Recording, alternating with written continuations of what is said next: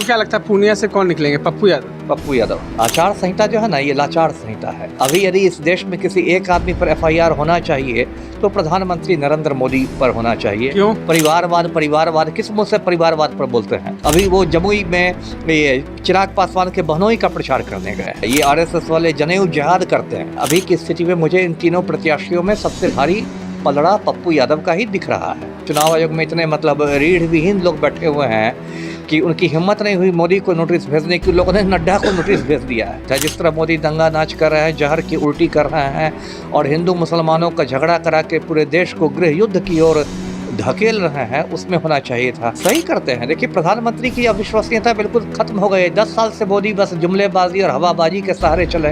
क्या मिला है बिहार तो? खाली हर बार आके एक जुमलों की बारिश करके आप चले जाइएगा। नहीं, ये तो सम्राट चौधरी की बात तो वही मुझे लगता है चोर मचाए शोर वाली बात है। पूरा जो संघ परिवार है, आरएसएस, बीजेपी, ये संविधान को नष्ट करने पर तुला हुआ है। ये आरएसएस का गुप्त एजेंडा है। अब तो वो गुप्त भी नहीं रह गया है, खुला एजेंडा हो गया है कि अम्बेडकर के संविधान को नष्ट करके। देखिए, दूसरे चरण का मतदान चल रहा है और इस दौरान जो है सबसे हॉट सीट पूर्णिया जो है वो भी शामिल है।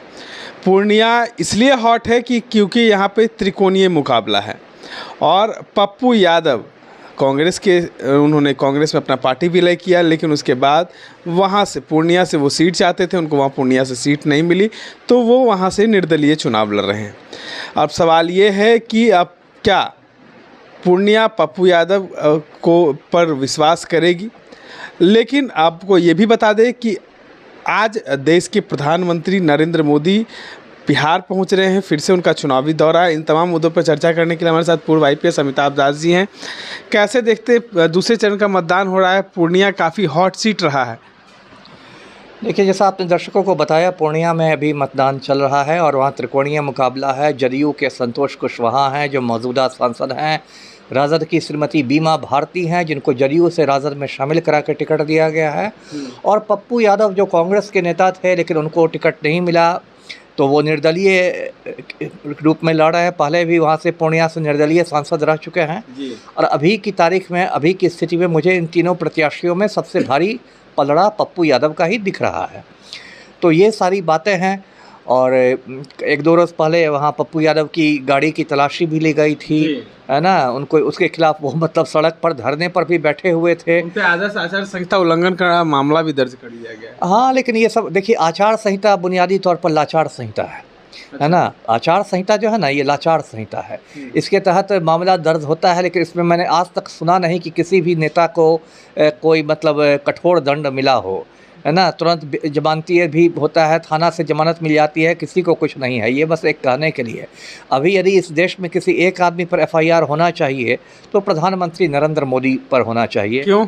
जिस तरह के वे भड़काऊ भाषण दे रहे हैं, हिंदू मुसलमानों को लड़ाना चाह रहे हैं। अभी चुनाव आयोग ने नोटिस भी भेजा है, लेकिन चुनाव आयोग में इतने रीढ़ विहीन लोग बैठे हुए हैं कि उनकी हिम्मत नहीं हुई मोदी को नोटिस भेजने की। लोगों ने नड्डा को नोटिस भेज दिया है ना, पार्टी अध्यक्ष को नोटिस भेज दिया। जबकि कायदे से इसमें सीधे सीधे नरेंद्र मोदी को नोटिस जाना चाहिए था, एफआईआर होना चाहिए था विभिन्न समुदायों में विद्वेष फैलाने का, जो आईपीसी 153A है उसके तहत एफआईआर होना चाहिए था। चुनाव आयोग को आदेश देना चाहिए था और मोदी की सभी सभाओं पर प्रतिबंध लगा देना चाहिए था। जिस तरह मोदी दंगा नाच कर रहे हैं, जहर की उल्टी कर रहे हैं और हिंदू मुसलमानों का झगड़ा करा के पूरे देश को गृह युद्ध की ओर धकेल रहे हैं, उसमें होना चाहिए था।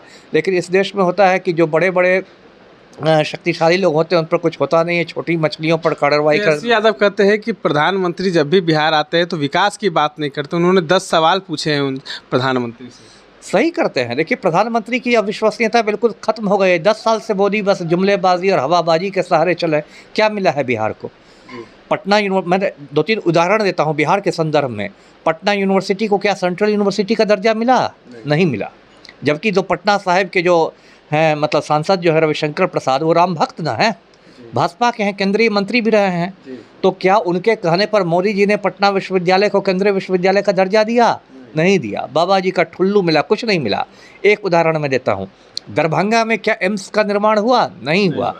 एक बार प्रधानमंत्री ने कह दिया था कुछ दिनों पहले उसमें बहुत उनकी किरकिरी भी हुई थी कि हम लोगों ने दरभंगा में एम्स का निर्माण कर दिया है, और तब मीडिया ने दिखाया कि जो एम्स के निर्माण की बात कर वहाँ जमीन में पूरा पानी लगा हुआ था और हाँ खेत है उसमें पानी लगा हुआ है और लोग बाकायदा उसे मछली पकड़ रहे हैं। और देश का प्रधानमंत्री, आप भाई जिम्मेदार आदमी, आपको कुछ सोच समझ के बोलना चाहिए। आप कह रहे हैं कि एम्स हो गया है, अब वहाँ लोग पकड़ के पोठिया मांगूर पकड़ रहे हैं। तो ये मतलब प्रधानमंत्री की किरकिरी हुई। मैंने बस 2 उदाहरण दिए हैं कि पटना यूनिवर्सिटी को केंद्रीय विश्वविद्यालय का दर्जा नहीं मिला, दरभंगा में एम्स नहीं मिला। तो खाली हर बार आके एक जुमलों की बारिश करके आप चले जाइएगा और फिर वही उनका रटाया रटाया एक घिसा हुआ रिकॉर्ड है, वही बजने लगेगा। परिवारवाद परिवारवाद, किस मुँह से परिवारवाद पर बोलते हैं? अभी वो जमुई में ये चिराग पासवान के बहनोई का प्रचार करने गए हैं, तो वही घिसा हुआ उनका रिकॉर्ड बनेगा। फिर कुछ हिंदू मुस्लिम वाला मसाला, कुछ कब्रिस्तान शमशान करेंगे, हिंदुओं को भड़काएंगे मुसलमानों के खिलाफ। तो अभी ये घिसा हुआ रिकॉर्ड सुन सुन के देश की जनता के कान पक गए हैं। जी, तेजस्वी यादव के परिवार पर सम्राट चौधरी ने कहा है कि संविधान बचाने वाले हम लोग हैं, प्रधानमंत्री हैं, और संविधान को खतरा में डालने वाले लालू प्रसाद यादव और उनके परिवार। नहीं, ये तो सम्राट चौधरी की बात तो वही मुझे लगता है चोर मचाए शोर वाली बात है। पूरा जो संघ परिवार है, आरएसएस, बीजेपी, ये संविधान को नष्ट करने पर तुला हुआ है। ये आरएसएस का गुप्त एजेंडा है, अब तो वो गुप्त भी नहीं रह गया है, खुला एजेंडा हो गया है कि अंबेडकर के संविधान को नष्ट करके इस देश में मनुवादी व्यवस्था को लागू किया जाए, ब्राह्मणों का वर्चस्व मतलब स्थापित किया जाए। ये आरएसएस वाले जनेऊ जिहाद करते हैं। जनेऊ जिहाद का ये मतलब है कि हिंदू राष्ट्र की ओट में, हिंदू संस्कृति की ओट में ब्राह्मणों का वर्चस्व स्थापित करना, उसी को जनेऊ जिहाद कहते हैं। तो ये तो आरएसएस का पुराना एजेंडा है, संघ परिवार का एजेंडा। इसलिए ये तो कम से कम सम्राट चौधरी तो कम से कम संविधान की बात नहीं करे, वही बेहतर होगा। आपको क्या लगता है पूर्णिया से कौन निकलेंगे? पप्पू यादव? पप्पू यादव। चलिए देखिए, पूर्णिया से पप्पू यादव निकलेंगे और इस बार जो है प्रधानमंत्री की कुर्सी काफ़ी खतरे में लग रही है। इस तरह के तमाम अपडेट्स के लिए बने रहे देशवा न्यूज़ के साथ।